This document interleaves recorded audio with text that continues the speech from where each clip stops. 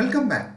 Let's now look at an EDI business flow with an example so that the understanding is much better. So let's assume there are two trading partners, trading partner A and trading partner B. The trading partner A, let's assume a kind of a dealer network in a car manufacturing segment. Dealer in the sense, he's a dealer for maybe Toyotas, he's a dealer for Honda cars, he's a dealer for Suzuki cars, and many more. And the trading partner B, let's assume he's a manufacturer. Both of them, maybe trading partner A is on Oracle ERP application for his business transactions, and trading partner B is on SAP. So if they are going to use an EDI, how would that work? So trading partner A on a day-to-day basis, he gets order from the customers for the cars. Maybe in this example, let's say Toyota cars, he gets maybe some 10 cars on a day. So naturally what will happen is at the end of the day, all the purchase orders, so purchase order is 850 is X12, that is standard, and ORDRS is for EDI standards. So EDI standards are quite common in the Europe, and X12 is on quite common on the North America segment. So initially, for assuming if it is 10 cars, different models, all will be extracted out, converted into an EDI format through the translator, and it is sent across to the trading partner, that is the Toyota company headquarters system, as a purchase order. So 10 orders, it goes as an EDI file and it gets processed,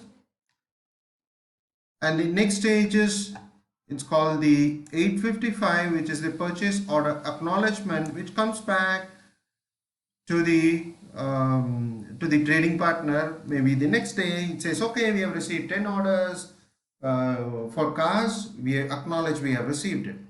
Maybe it can be almost spontaneous as well. Maybe the next 1 hour it could be sent across. And here is the 855 is for X12 and ORDRSP is for the EDI standards. So once that is done, at a later date, maybe 1 year, 1 week down the line, the trading partner A, that is the Toyota company, sends across the advance shipment notice. The advance shipment notice is like on what day we are going to ship the consignment to the trading partner. That once the advance shipment notice is received, then the customer, the trading partner can inform the customer, okay, a few days down the line your car will be ready for delivery. So advance shipment notice is processed and it goes into their system. It goes in and populates their ERP system, which is the Oracle ERP system, in this case in the trading partner B end, which is the Toyota company, has the SAP. So advance shipment notice comes through, and then when it is shipped across, the invoice is X12, 810.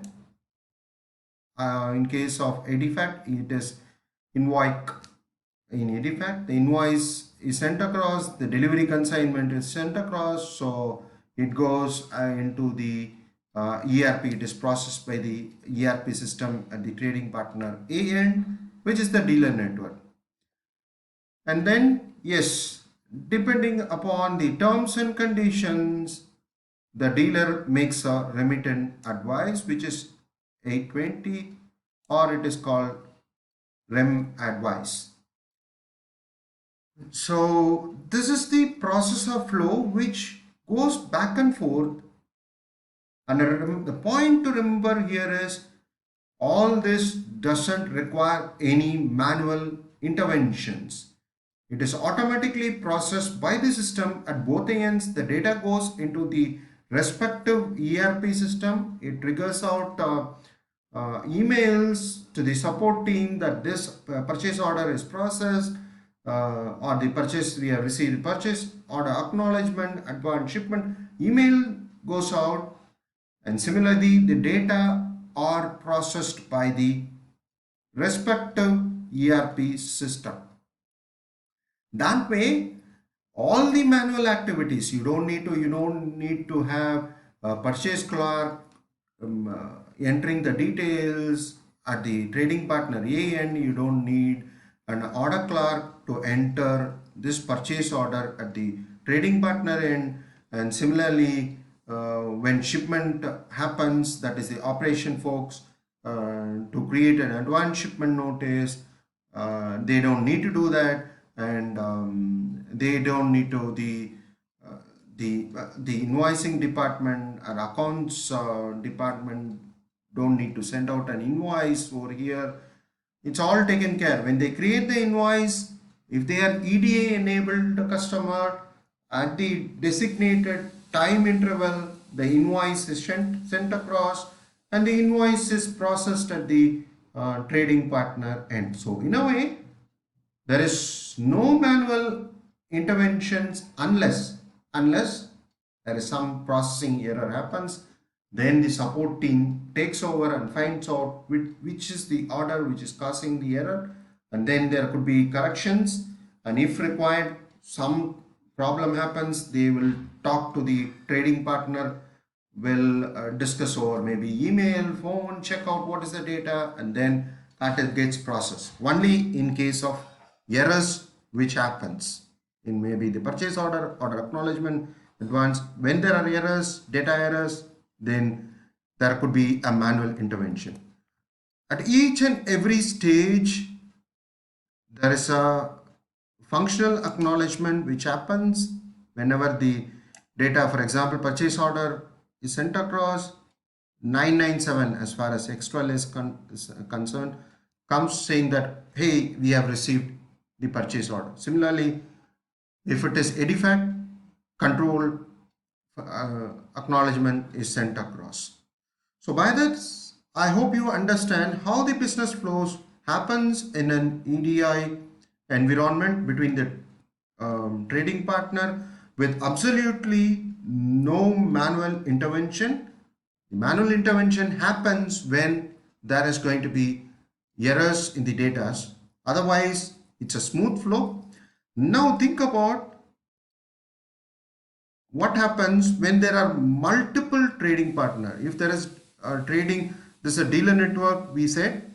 If there are going to be dealer for multiple companies, maybe Toyota we have taken, what about Honda and Suzuki? So all this on day in and day out, these people can process without any manual intervention. Same is the case with this company, which is we assumed here as Suzuki, Toyota headquarters. So they might have dealers across the globe or even across the country. So they don't need to have an army of people to manually enter this data into their system. It's all automated through EDI, because again, this is being a standard followed like X12 or EDI. It is much more simpler for them so that they can focus on just supporting the issues, particularly if there are any errors, or as a developer they can build across, they can EDA team builds across different EDA requirements for different trading partner. So I hope by that you have a clarity.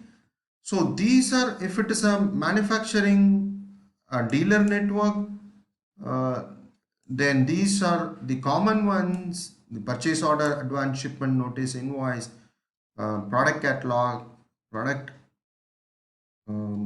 order, purchase order acknowledgement, remittance advice. The top three are the most common one. Nowadays, it is just not in the manufacturing sector, even in the healthcare industry, EDA documents are being used. So I hope by now you appreciate why EDI is very critical for any business, particularly if you want to scale up your operations on a large scale. The companies need to think about using EDI documents and to integrate into their system. Thank you.